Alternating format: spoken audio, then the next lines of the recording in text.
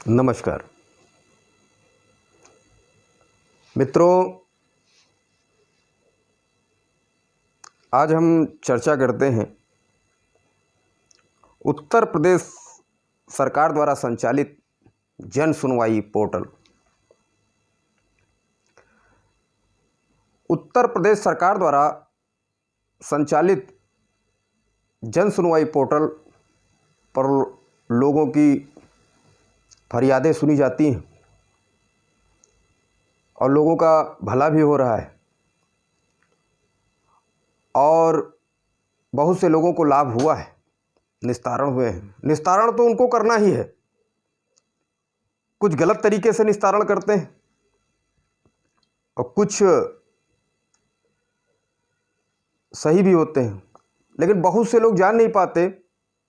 जन सुनवाई में आवेदन किया और आवेदन करने के बाद जब उनका निस्तारण का मैसेज आ जाता है, फिर वो अगर संतुष्ट हैं तो ठीक, और नहीं भी संतुष्ट हैं तो भी उन सोचते हैं बार फिर उसी तरीके से करते हैं, बार बार ऑनलाइन करते हैं। उनको न्याय नहीं मिल पाता या उनका कार्य नहीं हो पाता जिस कार्य के लिए उन्होंने आवेदन किया था। पर आपको एक चीज़ बता दें कि आपको बार बार आवेदन जन सुनवाई पर नहीं डालना है। अगर एक ही प्रकरण है, उस प्रकरण पर अगर बार बार आप जन सुनवाई पर आवेदन करते हैं तो वही आख्या आपको बार बार चस्पा कर दी जाएगी। आजकल खेल खेल रहे हैं कुछ अधिकारी लोग। अगर आप आवेदन करते हैं तो आवेदन आप चाहे जितनी बार करें, आख्या वही चस्पा कर दी जाती है, क्योंकि उनके पास कोई जवाब होता नहीं है। तो इसलिए आपसे आज बहुत महत्वपूर्ण बात बताऊंगा, और उस महत्वपूर्ण बात अगर आपने हमारी समझ ली तो कोई भी अगर आप आवेदन जन सुनवाई के माध्यम से अगर आप देना चाहते हैं तो देंगे, तो मेरा विश्वास है वक्त भले लग जाए, आपका कार्य होगा और आपकी सुनवाई होगी। तो ध्यान दीजिएगा। आपको बताएं, जब आप आवेदन देते हैं जन सुनवाई पोर्टल पे दर्ज करते हैं, बाकायदा ऑनलाइन हो जाता है, आपका जो आवेदन है वो सबमिट हो जाता है। उसके बाद होता क्या है कि वो आख्या लग जाती है, गलत तरीके से लोग आख्या लगा के, क्योंकि उसकी एक समय अवधि होती है, उसकी एक नियत तिथि होती है कि इस तारीख तक उनको निस्तारण लगाना ही है। तो होता क्या है कि वो लोग अपने बचाव में निस्तारण जल्दी से जल्दी कर देते हैं।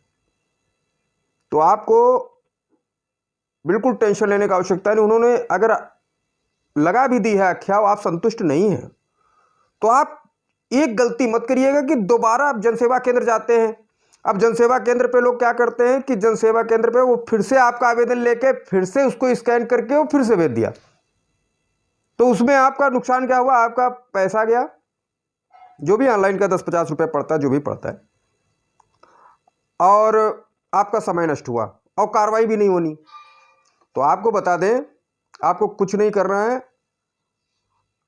आप जन सुनवाई पोर्टल जो मेन पेज आता है उसमें रिमाइंडर का ऑप्शन होता है, नई शिकायत का भी होता है, और सबसे लास्ट में होता है फीडबैक। आप उस फीडबैक पे क्लिक जब करेंगे आप, तो उसमें नीचे आ जाएगा, उसमें मोबाइल नंबर और संदर्भ संख्या डालनी होगी। उस पर OTP आती है और उस OTP को डालना पड़ेगा, और आप अपनी उसमें लिख देंगे कि मैं संतुष्ट नहीं हूँ, ये गलत तरीके से आख्या बनाई गई है, और उसको सबमिट कर दीजिए। आप यकीन मानिए, विदिन 15 दिन के अंदर उनको उस आख्या का भी जवाब देना पड़ेगा अधिकारियों को, और आपको फोन भी आएगा। तो आप इस चीज़ को विशेष ध्यान दीजिए। और भी आपके जो संपर्क में लोग हैं, कोई ऐसा व्यक्ति पीड़ित हो, परेशान हो, जो बार बार कहता हो कि हम शिकायत कर चुके हैं, कोई हमारी सुनवाई नहीं है, तो बार बार शिकायत करने से कोई शिकायत का हल नहीं है। उच्च अधिकारियों को तो भी फीडबैक दीजिए कि हमने ये आवेदन दिया था, उस पर कार्रवाई नहीं हुई। क्योंकि एक बार आवेदन देने के बाद आप फिर पुनः नया आवेदन ना देकर सीधे अनुस्मारक देने, अनुस्मारक पत्र दें। अनुस्मारक मतलब रिमाइंडर।